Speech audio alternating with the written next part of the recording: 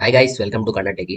Last ವಿಡಿಯೋನಾಗ ನಾವು table ಹೆಂಗ್ ಕ್ರಿಯೇಟ್ ಮಾಡೋದು, ಕನ್ಸ್ಟೆಂಟ್ ಹೆಂಗ್ ಆಡ್ ಮಾಡೋದು, ಆಮೇಲೆ ಅದು ಆ ಟೇಬಲ್ಗೆ ಡೇಟಾ ಹೆಂಗ್ ಇನ್ಸರ್ಟ್ ಮಾಡೋದು ಅಂತ ನೋಡಿದ್ವಿ. ಈ ವಿಡಿಯೋನಾಗ ಫಾರಿನ್ ಕೀ ಅಂತ ಒಂದು ಕನ್ಸ್ಟೆಂಟ್ ಐತಿ, ಪ್ರೈಮರಿ ಕೀ ಮತ್ತು ಫಾರಿನ್ ಕೀ ಹೆಂಗ್ ರಿಲೇಟ್ ಅದಾವು, ಅದ್ರೊಳಗೆ ಏನ್ ಡಿಫ್ರೆನ್ಸ್ ಐತಿ ಅಂತ ನೋಡೋಣ. ಆಮೇಲೆ ಒಂದು ಟೇಬಲ್ ಕ್ರಿಯೇಟ್ ಮಾಡಿ ಡೇಟಾ ಇನ್ಸರ್ಟ್ ಮಾಡಿದ್ಮೇಲೆ ಆ ಡೇಟಾನ ಹೆಂಗ್ ಅಪ್ಡೇಟ್ ಮಾಡೋದು, ಮಾಡಿಫೈ ಮಾಡೋದು ಅಂತ ನೋಡೋಣ. ಆಮೇಲೆ ಒಂದು ಟೇಬಲ್ ಕ್ರಿಯೇಟ್ ಮಾಡಿದ್ಮೇಲೆ ಆ ಟೇಬಲ್ ಸ್ಟ್ರಕ್ಚರ್ನ ಹೆಂಗ್ ಆಲ್ಟರ್ ಮಾಡೋದು ಅಂತ ನೋಡೋಣ. ನೀವು ನನ್ನ ಲಾಸ್ಟ್ ವಿಡಿಯೋ ನೋಡಿಲ್ಲ, ಕ್ರಿಯೇಟ್ ಮಾಡೋದು ಹೆಂಗೆ, ಡೇಟಾ ಹೆಂಗೆ ಇನ್ಸರ್ಟ್ ಮಾಡೋದಂತೆ ನಾನು ಲಾಸ್ಟ್ ವಿಡಿಯೋ ನೋಡ್ಕೊಂಬರ್ರಿ. ಡಿಸ್ಕ್ರಿಪ್ಷನ್ ಲಿಂಕ್ ಕೊಟ್ಟಿರ್ತೀನಿ. ಆಮೇಲೆ ನಾನು ಇನ್ಸ್ಟಾಗ್ರಾಮ್ ಡಿಸ್ಕ್ರಿಪ್ಷನ್ ಕೊಟ್ಟಿರ್ತೇನೆ, ನಾನು ಇನ್ಸ್ಟಾಗ್ರಾಮ್ ಚೆಕ್ ಮಾಡ್ಕೊಂಬರ್ರಿ. ನಿಮ್ಗೆ ಚಲೋ ಅನ್ಸಿದ್ರೆ ಫಾಲೋ ಮಾಡ್ರಿ. ಆಮೇಲೆ ಈ ಚಾನಲ್ನ ಸಬ್ಸ್ಕ್ರೈಬ್ ಮಾಡೋದು ಮರಿಬೇಡ್ರಿ. ಆಮೇಲೆ ಈ ವಿಡಿಯೋ ಲೈಕ್ ಆಗಿದ್ರೆ ನಿಮಗೆ ಲೈಕ್ ಮಾಡ್ರಿ. ನಿಮ್ಗೆ ಏನಾರ ಅರ್ಥ ಆಗಿಲ್ಲ ಅಂದ್ರೆ ಕಮೆಂಟ್ ಮಾಡ್ರಿ, ನಾನು ಆನ್ಸರ್ ಮಾಡ್ತೇನೆ. ಇಲ್ಲೇ ಒಂದು ಟೇಬಲ್ ಐತಿ ನಮ್ದು. ಆ ಟೇಬಲ್ ಏನಂದ್ರೆ ಸ್ಟೂಡೆಂಟ್ಸ್ ಅಂತೇಳಿ. ಸ್ಟೂಡೆಂಟ್ಸ್ ಹೆಂಗೆ ನಾ ಕ್ರಿಯೇಟ್ ಮಾಡಿ ಸ್ವಲ್ಪ ಡೇಟಾ ಆ್ಯಡ್ ಮಾಡೀನಿ. ಇಲ್ಲಿ ಅದ್ರದ್ದು ಡೇಟಾ ಐತಿ.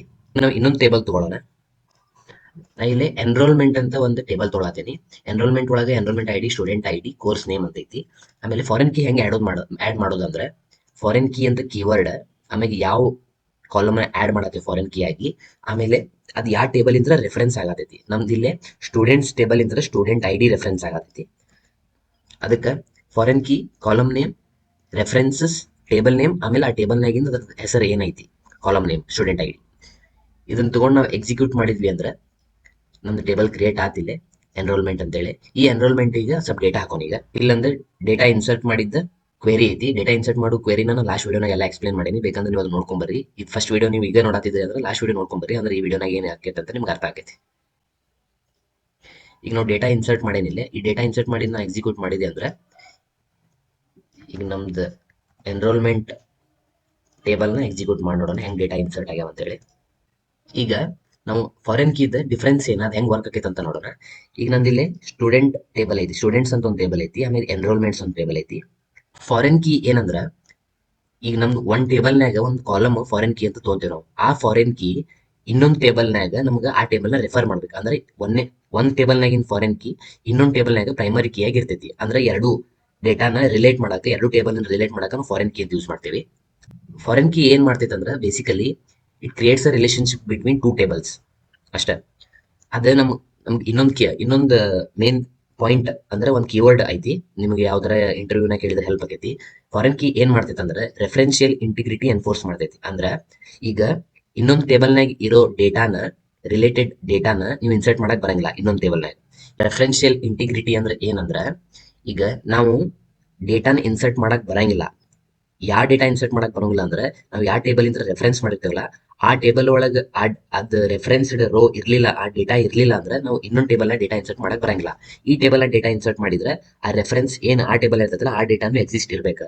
ಈಗ ಎರಡನೇ ಟೇಬಲ್ ನಾಗಿಂದ ಎಕ್ಸಿಸ್ಟ್ ಇಲ್ಲ ಡೇಟಾ ಅಂದ್ರೆ ಅದನ್ನ ರೆಫರ್ ಮಾಡಿ ಇನ್ನೊಂದು ಟೇಬಲ್ ನಾಗ ನಾವು ತೊಗೊಂಡಿರ್ತೇವಲ್ಲ ಆ ಟೇಬಲ್ ನಾಗನು ಡೇಟಾ ಇನ್ಸರ್ಟ್ ಮಾಡಕ್ ಬರಂಗಿಲ್ಲ.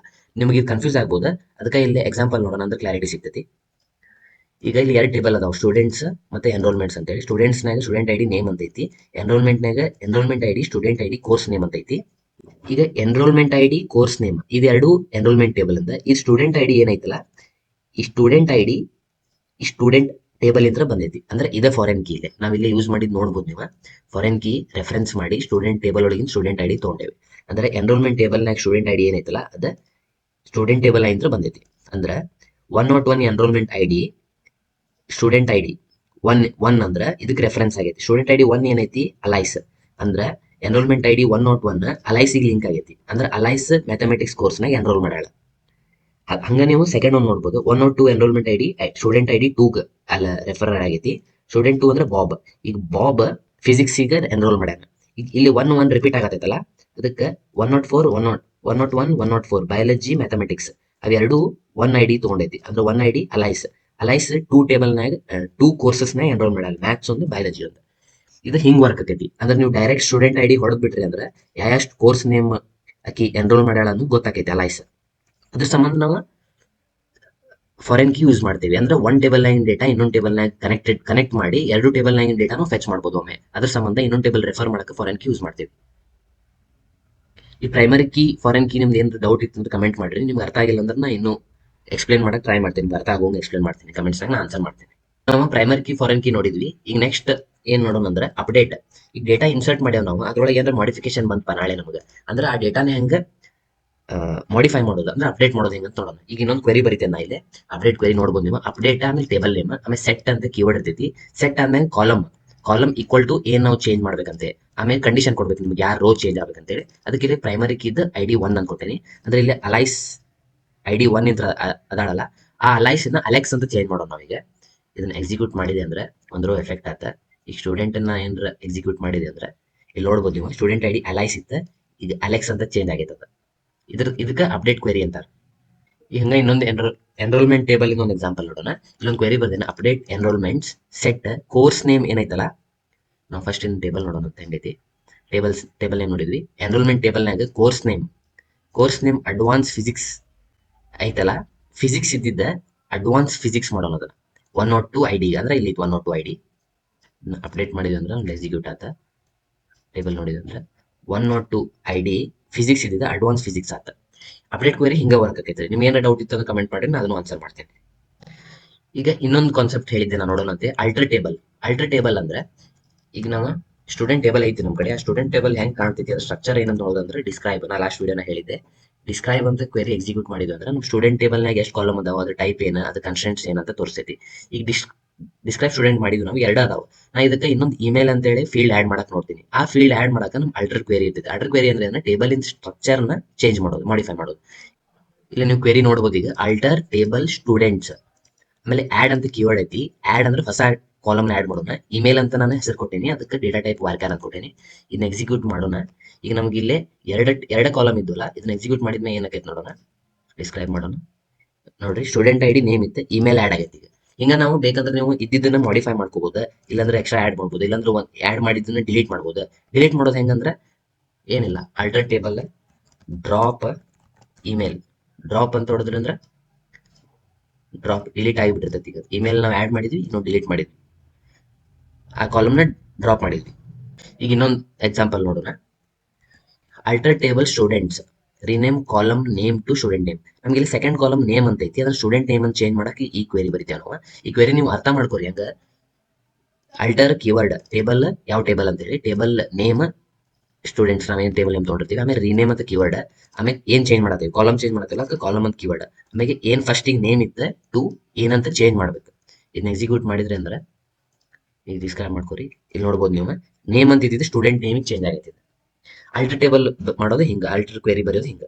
ನಾ ಇಲ್ಲಿ ಇನ್ನೊಂದು ಎಕ್ಸಾಂಪಲ್ ಕೊಡ್ತೇನೆ ನಿಮ್ಗೆ. ಅಲ್ಟರ್ ಟೇಬಲ್ ಇದೆ, ಇನ್ನೊಂದು ಕ್ವೆರಿ ಬರ್ದೇನಲ್ಲ, ಅಲ್ಟರ್ ಟೇಬಲ್ ಸ್ಟೂಡೆಂಟ್ಸ್ ಅಂತ ರಿನೇಮ್ ಟು ಸ್ಟೂಡೆಂಟ್ಸ್ ಇನ್ಫೋ. ಅಂದ್ರೆ ಸ್ಟೂಡೆಂಟ್ ಕಂಪ್ಲೀಟ್ ಟೇಬಲ್ ನೇಮ್ ನ ಸ್ಟೂಡೆಂಟ್ಸ್ ಇನ್ಫೋ ಅಂತ ಆಕೈತಿ. ನೋಡ್ಬೋದು ನೀವು. ಈಗ ಇದನ್ನ ಎಕ್ಸಿಕ್ಯೂಟ್ ಮಾಡಿದೆ.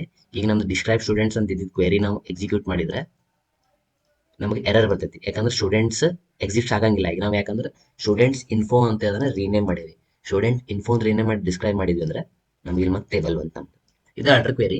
ನಿಮ್ಗೆ ಇನ್ನೂ ಹೆಚ್ಚಿಗೆ ಮಾಹಿತಿ ಬೇಕಂದ್ರೆ ನೀವು ಆ ಅಲ್ಟರ್ ಟೇಬಲ್ ಬಗ್ಗೆ ನೋಡ್ಕೋಬಹುದು. ಅದೇನು ಅಂತಂದ್ರೆ ನನಗೆ ಹೇಳಿ, ನೀವು ನಂಗೆ ಕಮೆಂಟ್ ಮಾಡಿ ತಿಳಿಸ್ರಿ, ನಾನು ಅದ್ರ ಮ್ಯಾಗ ಒಂದು ವಿಡಿಯೋ ಮಾಡಕ್ಕೆ ನೋಡ್ತೇನೆ. ನಿಮ್ಗೆ ಏನ್ರ alter table update foreign key primary key ಒಳಗೆ ಏನಾರ ನಿಮ್ಗೆ ಡೌಟ್ ಇದ್ರೆ ನನಗೆ ಕಮೆಂಟ್ ಮಾಡಿ ತಿಳಿಸ್ರಿ, ನಾನು ಆನ್ಸರ್ ಮಾಡ್ತೇನೆ. ಈಗ ನೆಕ್ಸ್ಟ್ ಕಾನ್ಸೆಪ್ಟ್ ಇನ್ನೊಂದು ಏನು ನೋಡೋಣ ಅಂದ್ರೆ ಡ್ರಾಪ್ ವರ್ಸಸ್ ಡಿಲೀಟ್. ಡ್ರಾಪ್ ಒಳಗೆ ಏನ್ ಡಿಫ್ರೆನ್ಸ್, ಆಮೇಲೆ ಡಿಲೀಟ್ ಮತ್ತೆ ಡ್ರಾಪ್ ನಾಗ ಏನ್ ಡಿಫ್ರೆನ್ಸ್ ನೋಡೋಣ. ಇದು ಇಂಟರ್ವ್ಯೂನಾಗ ಮೇನ್ ಕೇಳ್ತಾರೆ. ಇದನ್ನ ನೀವು ಅಕಸ್ಮಾತ್ ಫ್ರೆಶರ್ ಇಂಟರ್ವ್ಯೂ ಕೊಡಾತಿದ್ರಿ ಅಂದ್ರೆ, ಇದನ್ನ ಫ್ರೆಶರ್ ಆಗಲಿ ಎಕ್ಸ್ಪೀರಿಯನ್ಸ್ ಆಗಲಿ, ಇದನ್ನ ಒಂದು ಸ್ವಲ್ಪ ಕನ್ಫ್ಯೂಸಿಂಗ್ ಕ್ವಶನ್ ಇದೆ, ಇದನ್ನ ಪಕ್ಕ ಕೇಳ್ತಾರ. ನೀವು ಇದನ್ನ ನೋಡ್ಕೊಂಡ್ರೆ ನಿಮ್ಗೆ ಈಸಿ ಆಕೈತಿ ಆನ್ಸರ್ ಮಾಡಕ್ಕೆ. ನಾವು ಡಿಲೀಟ್ ಮತ್ತೆ ಡ್ರಾಪ್ ನಾಗ ಈಗ ಡಿಫ್ರೆನ್ಸ್ ನೋಡೋಣ. ಈಗ ನಮ್ದು ಎನ್ರೋಲ್ಮೆಂಟ್ ಟೇಬಲ್ ಐತಿಲಿ, ಎನ್ರೋಲ್ಮೆಂಟ್ ಟೇಬಲ್ನಾಗ ವ್ಯಾಲ್ಯೂಸ್ ರೋಸ್ ಅದಾವ, 5 ರೋ ಅದಾವ. ಅದ್ರೊಳಗೆ ನಾವು ಎನ್ರೋಲ್ಮೆಂಟ್ ID 101 ಡಿಲೀಟ್ ಮಾಡೋಣ. ಈಗ ಅದನ್ನ ಹೆಂಗ್ ಮಾಡೋದಂದ್ರೆ ಡಿಲೀಟ್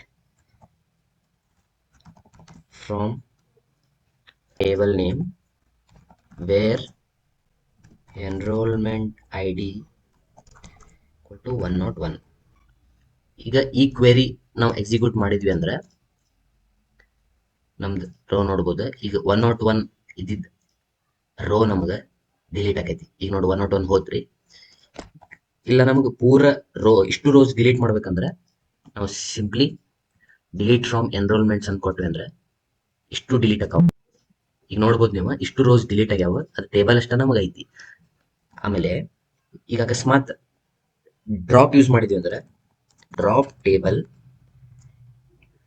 ಎನ್ರೋಲ್ಮೆಂಟ್ಸ್ ಅಂತ ಕೊಟ್ರಿ ಅಂದ್ರೆ ಡಿಲೀಟ್ ಮಾಡಿದಾಗ ನಮ್ಗೆ ಇನ್ನೂ ಟೇಬಲ್ ಕಾಣತೈತಿ, ಅದ್ರೊಳಗೆ ರೋಸ್ ಇಲ್ಲ.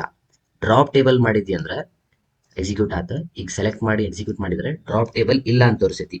Table demo dot enrolments doesn't exist, ಅಂದ್ರೆ ಡೆಮೋ ಡೇಟಾಬೇಸ್ನಾಗೆ ಎನ್ರೋಲ್ಮೆಂಟ್ಸ್ ಅನ್ನೋ ಟೇಬಲ್ ಇಲ್ಲ. ಯಾಕಂದ್ರೆ ನಾವು ಅದನ್ನ ಡ್ರಾಪ್ ಮಾಡಿಬಿಟ್ವಿ. ಅದ್ರ ಮೇನ್ ಡಿಫರೆನ್ಸ್ ಏನಂದ್ರೆ ಡಿಲೀಟ್ ಮಾಡಿದ್ರೆ ಒಳಗಿನ ಕಂಟೆಂಟ್ ಹೋಗ್ತಾವ, ಟೇಬಲ್ ಇರ್ತೈತಿ.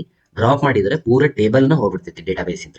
ಇದು ಡಿಲೀಟ್ ಮತ್ತು ಡ್ರಾಪ್ ಈಗ ಡಿಫರೆನ್ಸ್. ಇದು ಭಾಳ ಇಂಪಾರ್ಟೆಂಟ್ ರೀ, ಇದನ್ನ ನೀವು ಅರ್ಥ ಮಾಡ್ಕೋರಿ, ಇದನ್ನ ಇಂಟರ್ವ್ಯೂನ ಕೇಳ್ಬೋದು.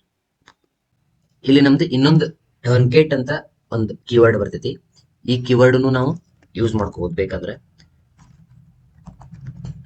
ಟ್ರಂಕೇಟ್ ಟೇಬಲ್ ಎನ್ರೋಲ್ಮೆಂಟ್ಸ್ ಇದು ಸೇಮ್ ಡಿಲೀಟ್ ಗತೆನ ವರ್ಕ್ ಆಕೈತಿ. ಒಳಗಿಂದೆಲ್ಲ ಕಂಟೆಂಟ್ಸ್ ಎಲ್ಲ ಡಿಲೀಟ್ ಆಗ್ಬಿಡ್ತಾವ, ಅದು ಟೇಬಲ್ ಸ್ಟ್ರಕ್ಚರ್ ಇರ್ತೈತಿ. ಟ್ರಂಕೇಟ್ ಡಿಲೀಟಿಗೆ ಏನು ಡಿಫ್ರೆನ್ಸ್ ಅಂದರೆ, ಡಿಲೀಟ್ ಯೂಸ್ ಮಾಡಿದರೆ ಸ್ಪೆಸಿಫಿಕ್ ರೋನ ಡಿಲೀಟ್ ಮಾಡ್ಬೋದು, ಆದರೆ ಟ್ರಂಕೇಟ್ ಯೂಸ್ ಮಾಡಿದರೆ ಎಲ್ಲ ರೋನು ಡಿಲೀಟ್ ಆಕ್ಕಾವು. ಇದು ಡ್ರಾಪ್, ಡಿಲೀಟ್ ಮತ್ತು ಟ್ರಂಕೇಟಿಗೆ ಡಿಫ್ರೆನ್ಸ್. ನಿಮ್ಗೆ ಏನಾರ ಅರ್ಥ ಆಗಿಲ್ಲ ಅಂದ್ರೆ ಕಮೆಂಟ್ ಮಾಡ್ರಿ.